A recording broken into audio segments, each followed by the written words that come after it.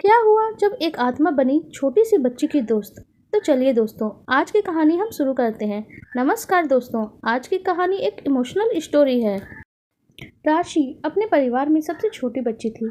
उसके परिवार में उसके दो भाई थे जो उससे कुछ बड़े थे, पर एक नंबर के शैतान। राशि छोटी सी 3 साल की बच्ची इतनी शैतान नहीं थी, पर वहाँ भाइयों की पिटाई होती तो राशि उन्हें बचाने के लिए आगे जरूर आती थी। ऐसे में कई बार बच्चों की बदमाशियों के चक्कर में बेचारी बच्ची भी पिट जाती थी और वो रोने लग जाती थी। पर एक दिन कुछ ऐसा हुआ जैसे कुछ नहीं होना चाहिए था। राशि अपने परिवार की दुलारी बहन ही नहीं थी, दोनों भाइयों को भी प्यार करती थी। दोनों भाई भी उससे बहुत प्यार करते थे। राशि अपने परिवार के साथ बहुत खुश थी, पर एक दिन उसके बड़े भाई अभिनव ने एक छोटे से बच्चे को बहुत जोर का धक्का मार दिया और उस बच्चे की शिकायत यानी अभिनव की शिकायत उसके माता पिता से कर दी गई। अब अभिनव के पिता इस बात से बहुत ज़्यादा गुस्से में थे और उसकी माँ भी बहुत गुस्से में थी, क्योंकि उसने किसी बच्चे को धक्का दिया था। इसलिए अभिनव की बहुत ही ज़्यादा पिटाई करने लगे। लेकिन राशि जो उनकी बहन थी अपने भाई को बचाने के लिए आ गई, पर पिताजी का गुस्सा इस बार बहुत ही ज़्यादा में था। उन्हें कंट्रोल ही नहीं था गुस्से पे, और इसी गुस्से में उन्होंने राशि को भी पीछे धकेल दिया। राशि को टेबल के कोने से बहुत ही ज़्यादा जोर की चोट लग गई। टेबल टूटा हुआ था, जिसकी वजह से खुद जो उसका टुकड़ा था उसके सर में बहुत अंदर तक धंस गया और उसका बहुत ज़्यादा खून बहने लगा। उसकी माँ जब उसे इस हालत में देखती है तो बहुत घबरा जाती है और उसे अस्पताल ले जाया जाता है। लेकिन राशि का खून बहुत ही ज़्यादा बह चुका था और इस वजह से राशि को बचाया नहीं जा सका। राशि के माता पिता इस घटना के बाद बहुत ही ज़्यादा टूट गए। अपनी बेटी को खो देने का गम बहुत ही ज़्यादा था। अभिनव भी अपनी बहन को याद करके बहुत रोता था। हर हाल में उसे अपनी बहन वापस चाहिए थी। छोटा भाई जो अभिनव से छोटा था वो भी बहुत ही परेशान रहता था। लेकिन समय बीतते बीतते 1 साल बीत गया। राशि की माँ को अचानक ही तबीयत खराब हो जाती है और उन्हें ऐसा एहसास होता है कि वो प्रेग्नेंट है।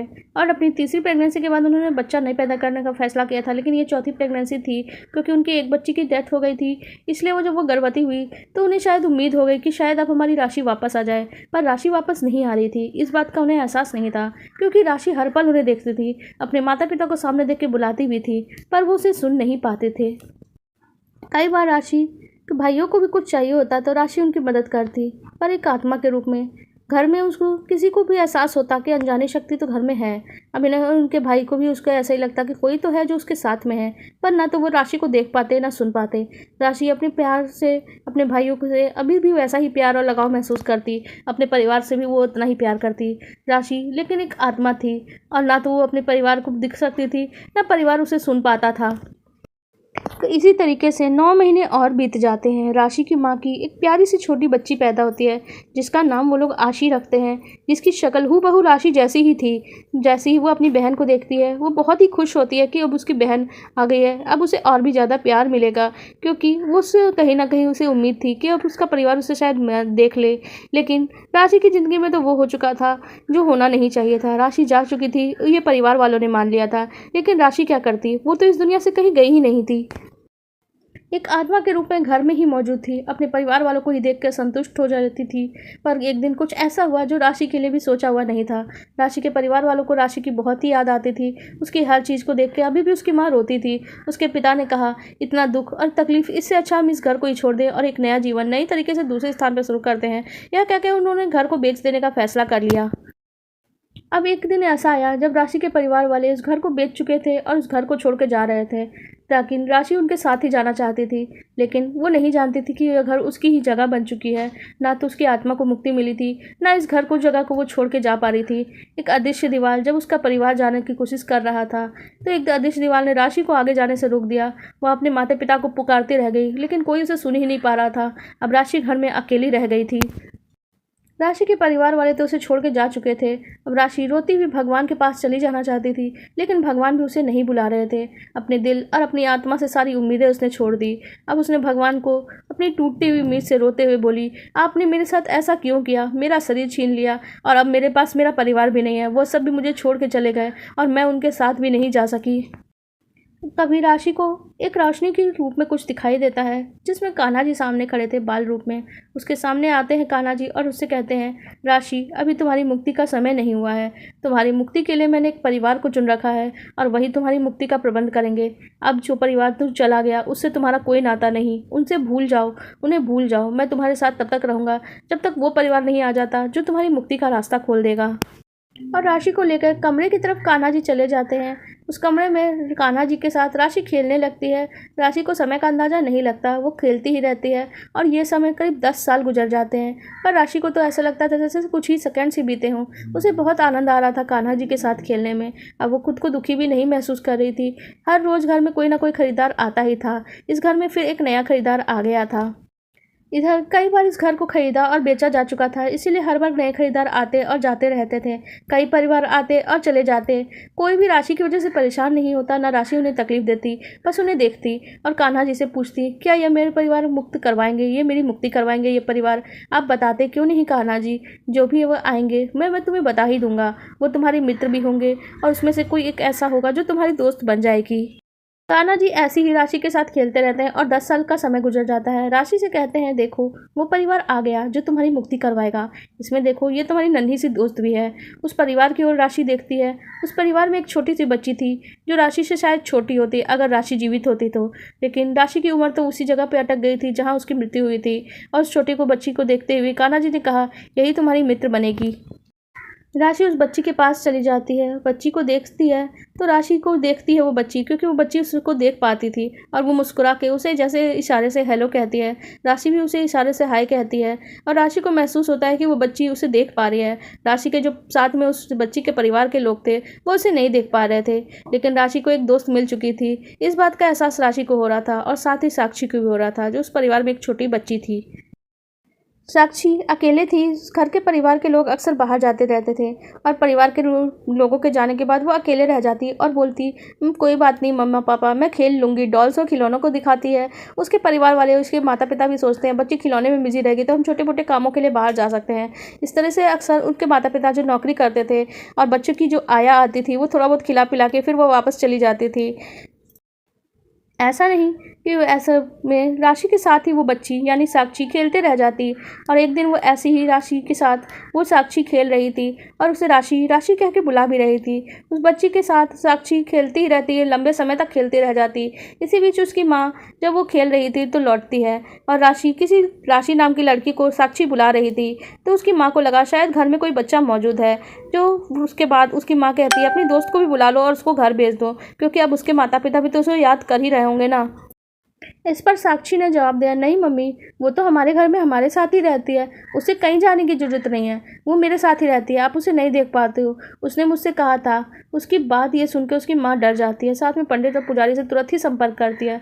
पुजारी जी उस घर में आते हैं क्योंकि वो बहुत ही ज्ञानी महात्मा थे, तो उन्होंने एक बात कही कि इस घर में एक आत्मा मौजूद है, लेकिन ये सत्य है कि वो कोई बुरी आत्मा नहीं है और शायद लंबे समय से वो इसी घर में रह रही है, मौजूद है और शायद वो किसी को नुकसान नहीं पहुंचाना चाहती। अगर ऐसा होता तो नुकसान पहुंचा चुकी होती, तुम्हारी छोटी बच्ची को भी। छोटी सी बच्ची है, उस एक आत्मा एक इंसान के रूप में किसी को भी नुकसान पहुंचा सकती है, लेकिन वो एक पवित्र आत्मा है, क्योंकि मैंने महसूस किया है कि मंदिर के आसपास भी उसका आना जाना है और कोई पवित्र आत्मा ही मंदिर के आसपास जा सकती है। निश्चित ही वो कोई पवित्र आत्मा है। पंडित जी ने जो कुछ बताया साक्षी की माँ को भी लगा शायद ये घर में कोई एक पवित्र आत्मा ही है, पर इस तरह से किसी पवित्र आत्मा का यूं भटकते रहना सही नहीं है। ना जाने कब से वो मुक्ति के लिए तड़प रही होगी। यह सोच के साक्षी की माँ की भी आंखों में आंसू आ जाते हैं, क्योंकि साक्षी की माँ सिर्फ साक्षी से प्यार नहीं करती थी, वह खुद भी बहुत अच्छी थी। साक्षी के माता पिता ने मिलकर एक फैसला किया फिर और कहा पंडित जी को, क्या हम उनकी मुक्ति के लिए कुछ कर सकते हैं? पंडित जी ने कहा, हाँ कुछ उपाय बताते हैं। उसके बाद साक्षी ने जब ये बात जानी अपनी कि उसकी मुक्ति होगी, उसकी दोस्त राशि इस दुनिया को छोड़ के चली जाएगी, उसके साथ खेल नहीं पाएगी, वो बहुत दुखी होती है और अपने माता पिता से कहती है आप क्यों उसे दूर भेजना चाहते हैं, क्योंकि साक्षी इस बात को मुश्किल से समझ पाती है कि यही चीज़ राशि के लिए सही होगा।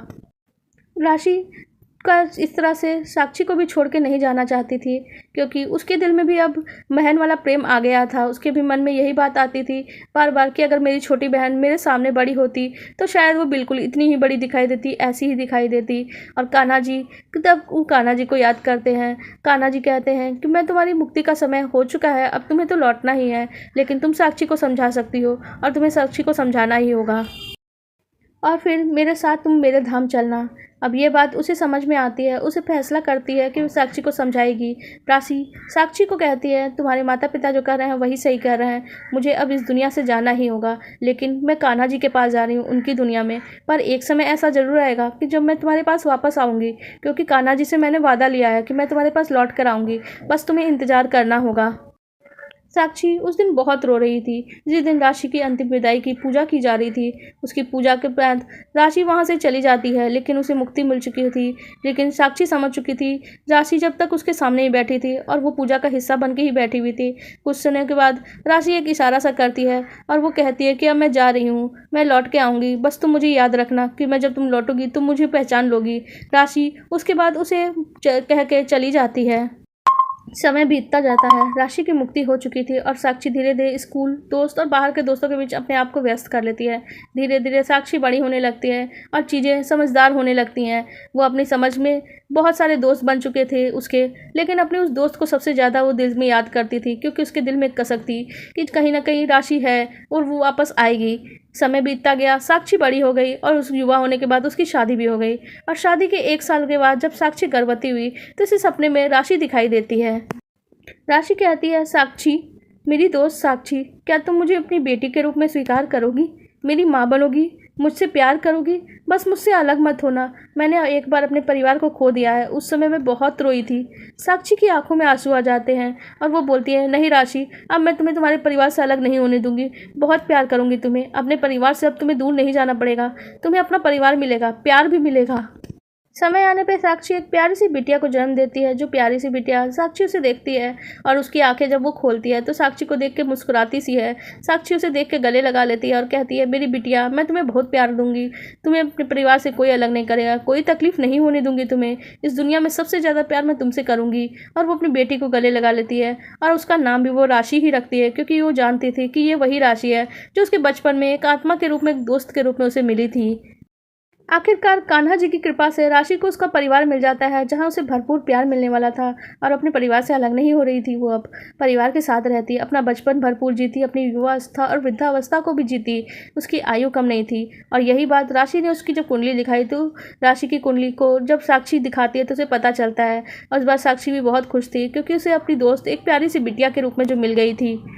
और राशि की आत्मा भी बहुत खुश थी, क्योंकि उसे एक परिवार, बहुत ही ज़्यादा प्यार करने वाला परिवार मिल चुका था। आपको हमारी ये कहानी कैसी लगी कमेंट सेक्शन में ज़रूर बताइएगा। अगर आपको हमारी वीडियोस पसंद आ रही है तो वीडियो को लाइक कर दीजिएगा और हमारे चैनल को सब्सक्राइब कर लीजिएगा। धन्यवाद।